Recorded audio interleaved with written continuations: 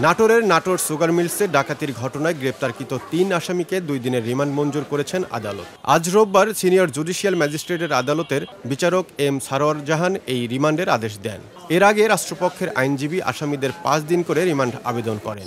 গত ৩ August Natore sugar মিলসে নিরাপত্তারক্ষীদের বেঁধে রেখে দুর্ধর্ষ ডাকাতি সংঘটিত হয়।